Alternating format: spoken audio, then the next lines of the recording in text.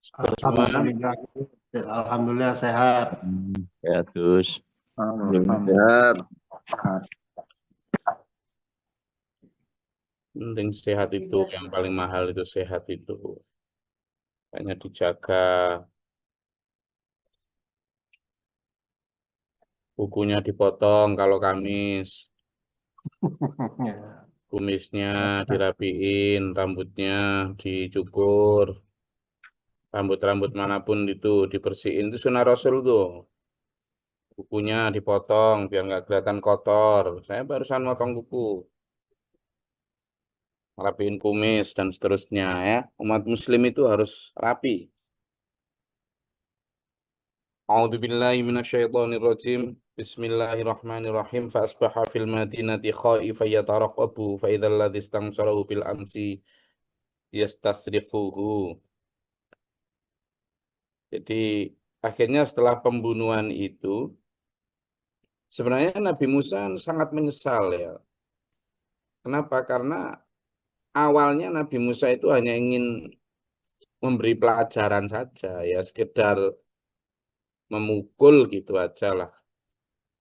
Tapi pukulan Nabi Musa itu pukulan yang mematikan. Nabi Musa lupa kalau tangan kirinya Nabi Musa ke rumah sakit, tangan kanannya ke kuburan.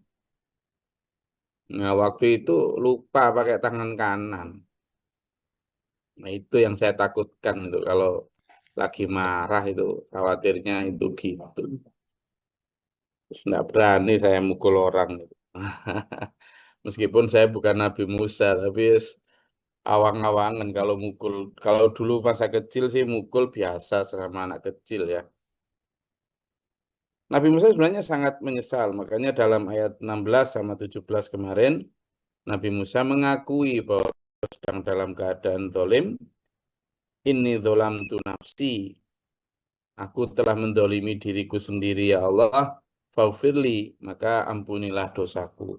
Tapi karena Nabi itu memang maksum ya toh, maka fagofarolahu. Maka Allah mengampuni dosanya. Sehingga jiwa Nabi Rasul memang suci, bersih dari dosa.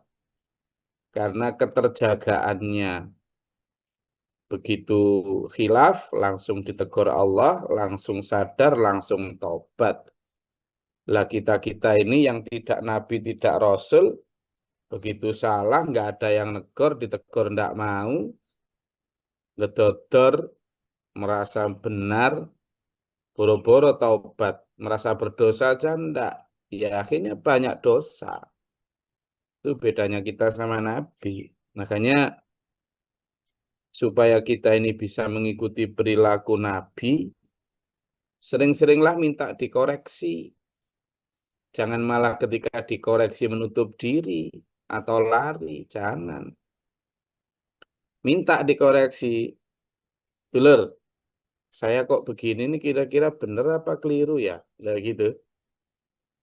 Begitu sama dikelirukan, jangan jengkel, nyari teman yang bisa membenarkan, nggak gitu. Teman sejati itu yang selalu mengatakan apa adanya. Teman sejati itu yang tidak yang selalu membenarkan apa yang kita perbuat. Gitu. Tapi membenarkan kesalahan kita, memperbaiki, bukan membenarkan, memperbaiki kesalahan kita dengan cara yang ngoreksi. Ya. Karena kita bukan nabi yang langsung ditegur Allah.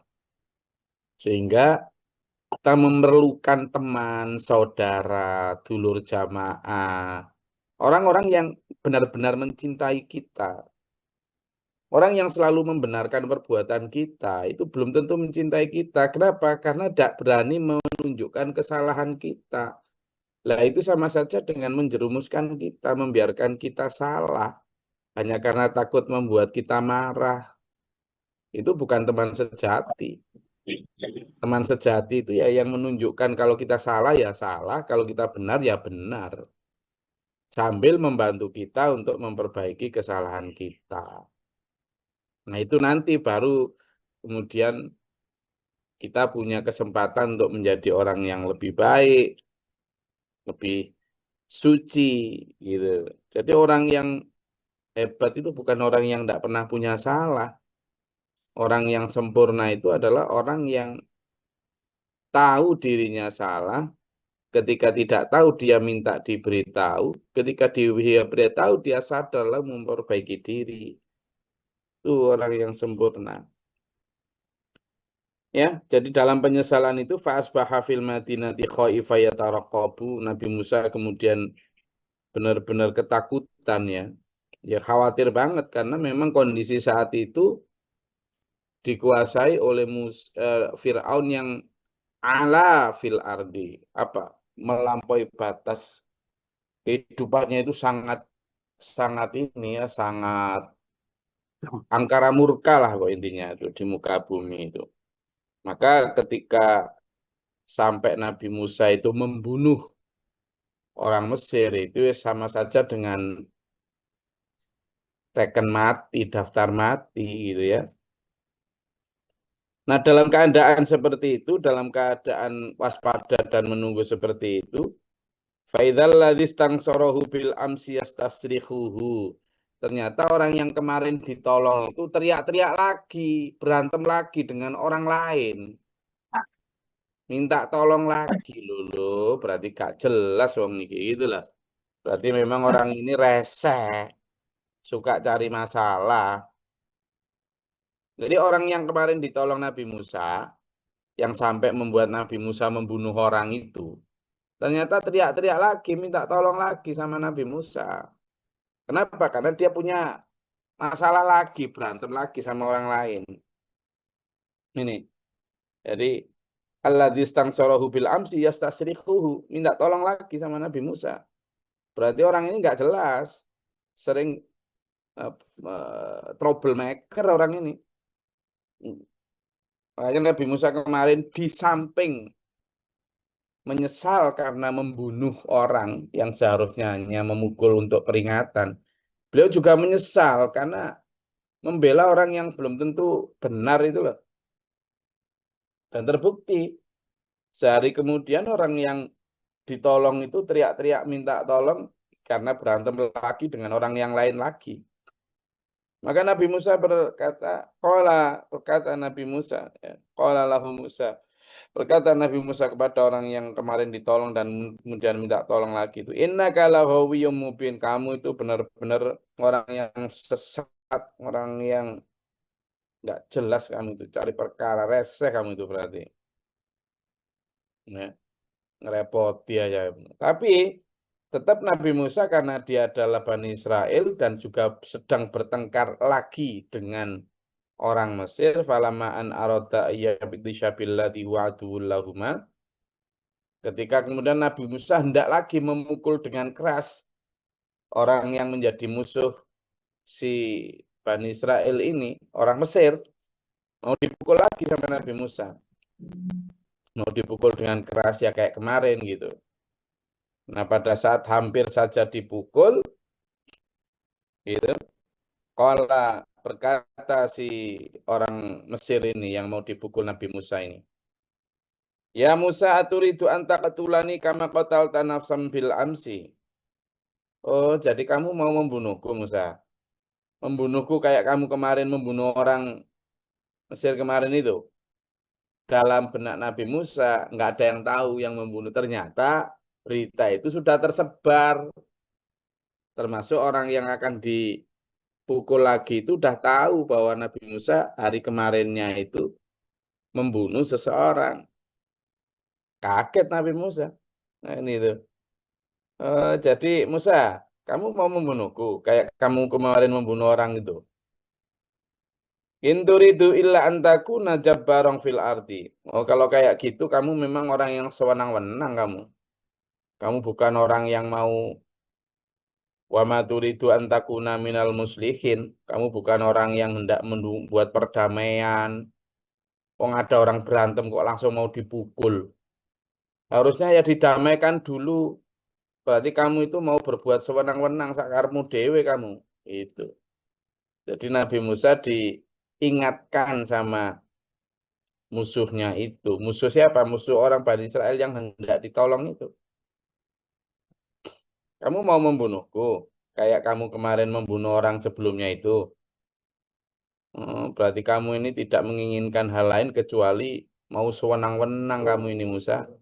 Kamu ini tidak menginginkan hal lain kecuali kamu memang orang yang tidak berbuat perdamaian.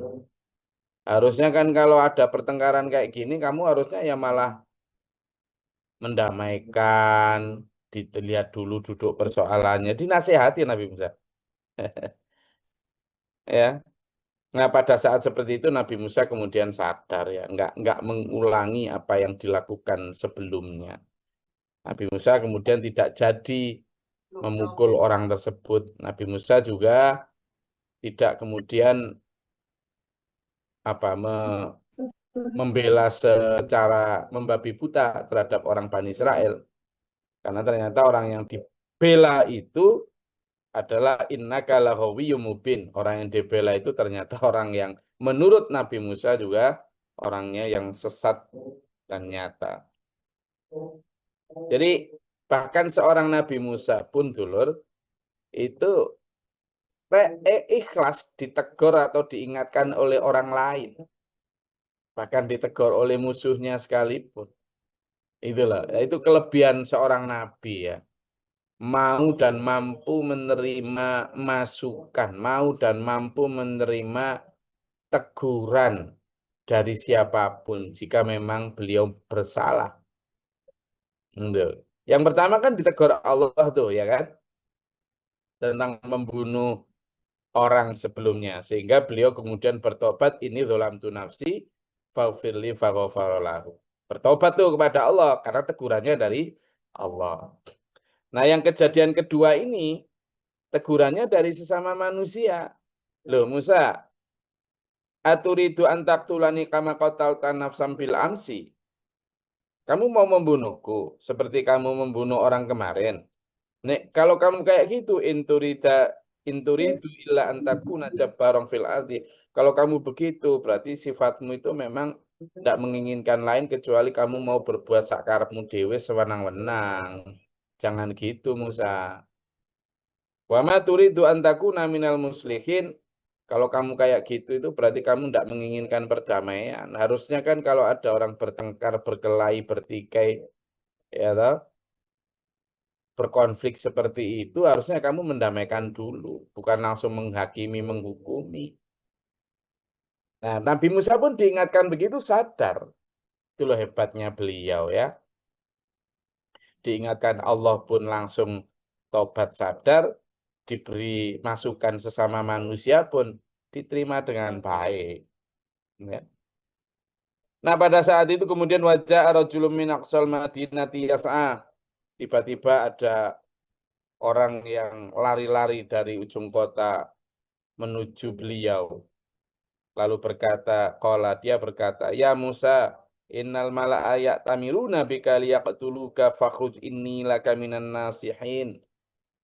Aku dengar kabar pihak berwajib, pihak berwenang sedang berdiskusi untuk nyari kamu, Musa.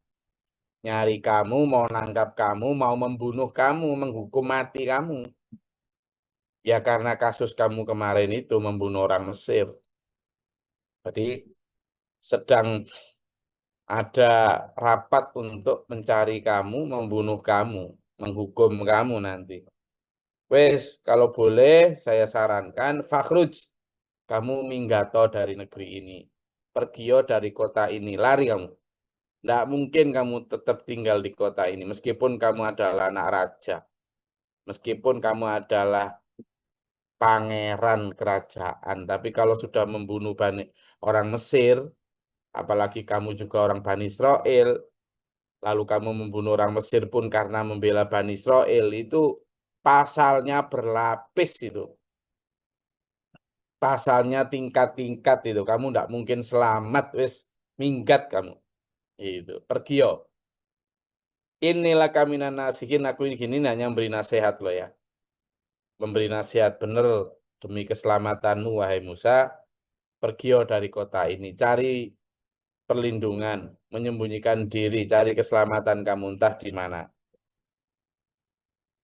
Fakharaja minha khaifan yataraqqabu. Maka Nabi Musa pun kemudian pergi dari kota itu dengan penuh ketergesaan, dengan penuh kewaspadaan, dengan hati berdebar-debar takut, lalu karena seorang nabi ya, dan Nabi Musa tidak punya teman, tidak punya siapapun yang akan membelanya, tidak ada itu, tidak ada. Jadi beliau sendiri, makanya satu-satunya andalan ya Allah Tuhan. Maka kemudian Nabi Musa berdoa, Nabi Musa berdoa, Rabbi najini minal qaumil zalimin. Ya Allah, selamatkanlah aku dari kaum yang zalim, dari Fir'aun dari Fir'aun dan bala tentaranya. Minta di pertolongan Allah. Ya satu-satunya yang bisa melindungi dari kejaran Fir'aun ya Allah. Ya kayak sekarang misalnya si Trump mau ngebom sana, ngebom sini, mau ngerudal sana, ngerudal sini. Nah, Trump itu kan punya teknologi yang bahkan seekor kelinci pun kalau di dalam rumah dia punya satelit yang bisa melihatnya. Jadi siapa yang bisa menolong dari seorang Trump kayak gitu? Ya Allah. Dengan ikhtiar tentu, dengan strategi yang jitu. Tapi bagaimanapun ya hanya Allah yang bisa menolong. Nah, pada saat itu Nabi Musa juga demikian, apalagi beliau seorang diri di sebuah kerajaan yang dikuasai dengan lalim, dikuasai seorang raja yang benar-benar sangat kejam. Tidak hanya itu, perangkat kekuasaannya Fir'aun itu luar biasa ya. Para intel-intelnya, telek sandinya itu, agen-agennya itu menyebar ke seluruh negeri. Jadi dinding bisa bicara, pagar bisa melihat itu. Susah menyembunyikan diri dari Fir'aun di masa itu. Sehingga andalan Nabi Musa ya berdoa, Robbi najini minal qaumi zalimin.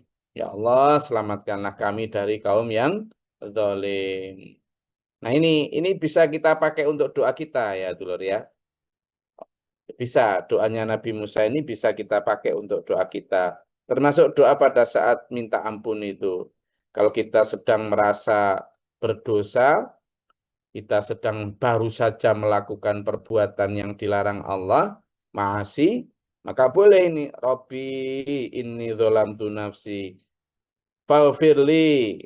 Ya Allah, ampunilah aku ya Allah, aku berbuat zalim ya Allah. Sama dengan doanya Nabi Adam, Rabbana dzolamna anfusana wa illam taghfir lana lanakunanna minal khosirin. Jadi kita berdoa kepada Tuhan itu, Nabi Adam itu, Rabbana dzolamna ya Allah, kami telah mendolimi diri kami sendiri, anfusana, diri kami sendiri. Wa illam taghfir lana, jika engkau tidak mengampuni kami ya Allah, gitu. Lanakunanna, maka kami akan menjadi orang-orang yang khosirin, orang-orang yang merugi. Jadi wa illam taghfir lana, jika engkau tidak mengampuni kami ya Allah, lanakunanna, pasti kami akan menjadi orang-orang yang al-khosirin, orang-orang yang rugi. Itu sama dengan doanya Nabi Yunus ketika berada di dalam perut ikan nun, juga begitu. Dari dalam kegelapan itu Nabi Nabi Yunus juga berdoa, mendolimi diri sendiri, dzulman kabiro wala yaghfiru dzunuba illa anta faghfirli dzunubi. Jadi ini bisa kita pakai untuk doa kita ketika kita merasa sedang berbuat salah, berbuat keliru, dan memohon ampun kepada Allah.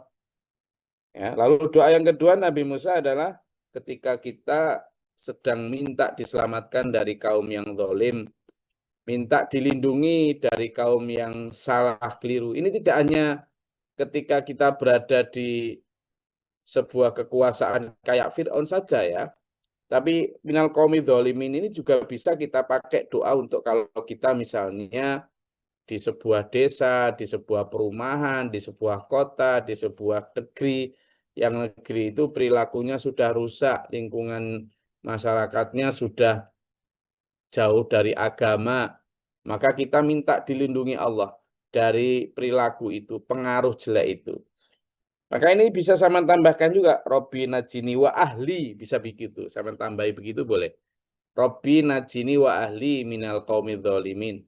Ya Allah, selamatkanlah aku dan keluargaku dari perilaku-perilaku zalim di tetanggaku, di masyarakatku ini ya Allah. Ini boleh. Sama doa tambahi begitu. Rabbi najini wa ahli minal qaumidz dzalimin. Minta dilindungi Allah dari segala macam kesesatan dan kezaliman yang ada di sekitar kita. Karena hanya dengan berlindung kepada Allah, insya Allah kita akan selamat. Oke, monggo kalau ada yang mau ditanyakan atau dinyatakan silakan. Dari ayat 18 sampai ayat 21.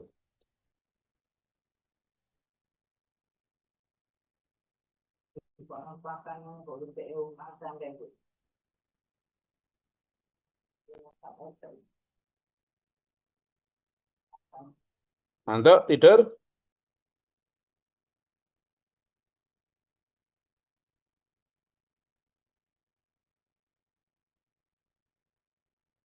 Silakan. Ada yang mau ditanyakan atau disampaikan silakan.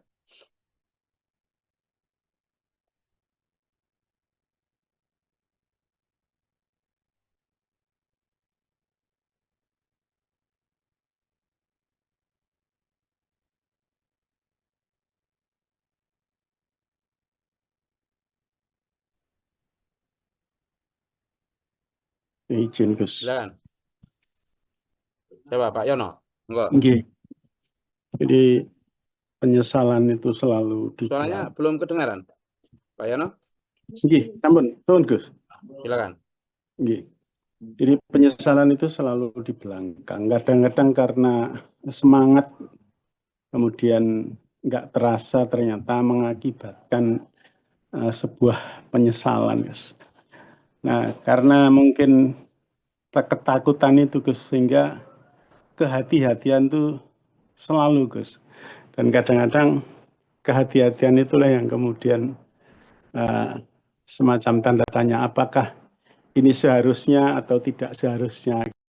Nah, kemamangan seperti itu bagaimana, Gus, supaya agar kita dalam perilaku kebenaran itu kita tidak ragu-ragu gitu. Ngapunten, Gus. Ya, jadi sebenarnya keraguan itu ada dua jenis ya.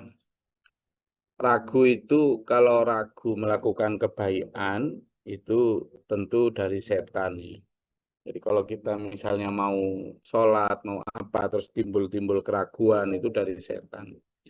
Tapi ketika kita ragu hendak melakukan perbuatan yang dilarang Allah, ragu itu keraguan yang baik, yang mesti harus kita ikuti, yang tinggalkan. Tapi ada satu kaidah usul begini.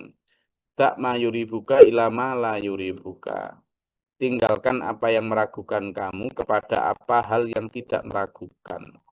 Nah, dalam konteks ini, ketika kita mempertimbangkan apa yang baik, apa yang buruk, baik untuk diri kita maupun keluarga kita, enaknya rujukan kita ya dua saja. Kita rujukannya kepada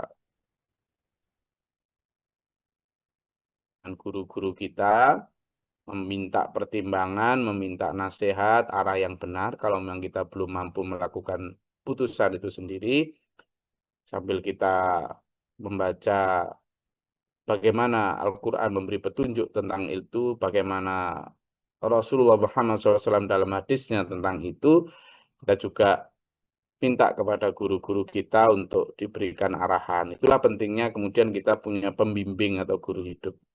Nah, yang pertama, yang paling penting ya, adalah selalu ya kita ikhtiar kepada Allah itu selalu kita minta. Makanya dalam sujud-sujud malam kita, tahajud, dalam sujud-sujud duha kita, itu tidak pernah lepas dari, ya Allah bimbing aku ya Allah, dalam setiap langkahku ini. Gitu. Makanya doa yang ini, Rabbana atina min ladunka rahmatan wa hayyi lana min amrina rasyada. Itu kan artinya begitu, Pak Yano. Rabbana atina min ladunka, ya Allah berikanlah aku dari sisimu ya Allah. Rahmah. Rahmah itu eh, kasih sayang. Wahyi lana min amrina rosyada. Jadi dan selalu bimbinglah aku. Jadi wahyi lana itu artinya kita selalu minta. Artinya itu kita selalu minta diberikan petunjuk lurus. Jadi sempurnakanlah wahyi lana itu sempurnakanlah bagi kami. Min amrina dari urusan kami itu rosyada, petunjuk. Jadi kita berdoa itu harus tahu artinya ya. Jadi doa singkat itu Robbana atina mil ladunka rahmatan. Ya Allah berikanlah kepada kami rahmat dari sisimu. Wahyi lana dan sempurnakanlah bagi kami. Min amrina dari urusan kami itu rosyada, petunjuk. Jadi kita minta kita mau mantu diberikan mantu yang baik. Kita minta kepada Allah ketika mau berdagang diberikan bentuk perdagangan yang halal dan thayyibah. Kita minta ketika mau memilih profesi apa, ketika kita itu selalu minta kepada Allah. Di samping ikhtiar analisis bisnis misalnya, kita tetap minta kepada Allah diberi petunjuk itu. Jadi akhirnya hidup kita itu tidak ragu dalam konteks setan, tapi kita ragu itu bukan ragu, tapi selalu mempertimbangkan think thousand before act one thing. Jadi berpikir 1000 kali sebelum bergerak 1 kali itu bukan dalam konteks ragu, tapi menjadi orang-orang yang waspada, warok, hati-hati. Nah, kehati-hatian kita itu jangan sampai membuat kita diam, tapi kehati-hatian kita itu membuat kita itu melangkah dengan bijaksana. Kebijaksanaan itu diambil dari yang tadi itu. Kita minta kepada Allah betul, diberi bimbingan. Yang kedua adalah kita selalu melihat dasar hidup kita, Al-Quran hadis, bagaimana Rasulullah, bagaimana Allah, dan selanjutnya adalah minta pertimbangan kepada guru-guru kita, minta nasihat dan minta diarahkan. Itulah pentingnya kita punya pembimbing dan guru. Oke. Ada lagi? Matur suwun.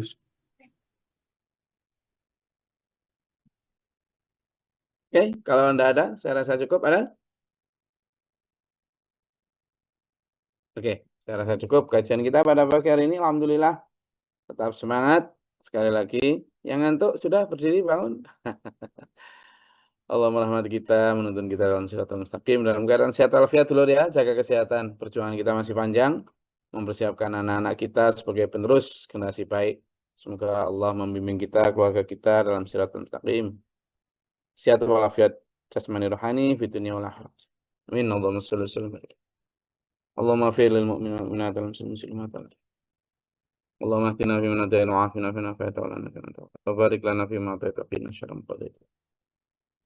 Astaghfiruka wa atubu ilaika sallallahu alaihi wasallam. Allahumma da'fana al-bala wal waba wa tanhasina min jannah. Rabbana wa la taj'alna fil qawmi dhalimin. Rabbana man faktubna ma syahidin. Rabbana la tuzigh qulubana ba'da idh hadaytana wa hab lana min ladunka rahmatan innaka antal wahhab.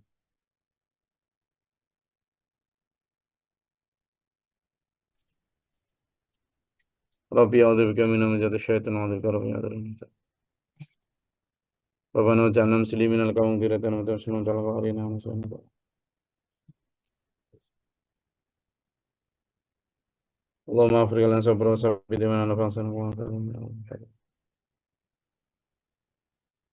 A'udzu billahi min syaitil bala wal badr kishafasil wada syahadatil a'da Allahumma salli. Rabbana hab lana min azwajina wa dhurriyyatina qurrata a'yun waj'alna muttaqin. Rabbana atina fid dunya hasanah wa fil akhirati hasanah.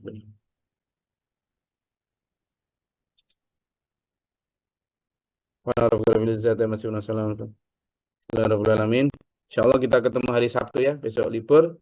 Insyaallah kita ketemu hari Sabtu lagi. Assalamualaikum warahmatullahi wabarakatuh. Waalaikumsalam warahmatullahi wabarakatuh. Allahumma arhamna bil Qur'an waj'alhu lana imaman wa nuran wa hudan wa rahmah. Allahumma dhakkirna minhu ma nasina wa minhu ma jahilna warzuqna آناء الليل وأطراف النهار واجعله لنا حجة يا رب العالمين.